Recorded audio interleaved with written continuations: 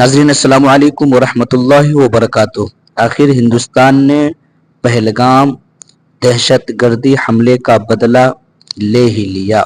بھارت نے آپریشن سندور کا آغاز کیا ہے، جو کہ پہلگام دہشت گرد حملے کے وحشانہ واقعے کا ایک درست اور محتاط جواب ہے۔ اس حملے میں 26 افراد شہید ہوئے تھے، جن میں ایک نیپالی شہری بھی شامل تھا۔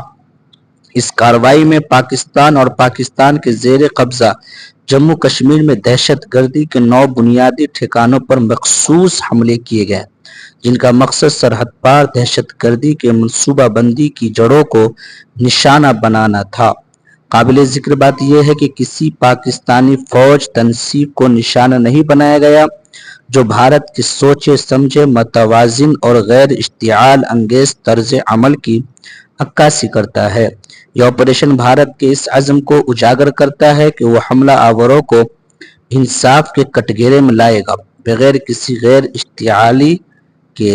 ناظرین، آپ اس خبر کے متعلق کیا رائے رکھتے ہیں؟ ہمیں کمنٹس کر کے ضرور بتائیں۔ السلام علیکم ورحمۃ اللہ وبرکاتہ۔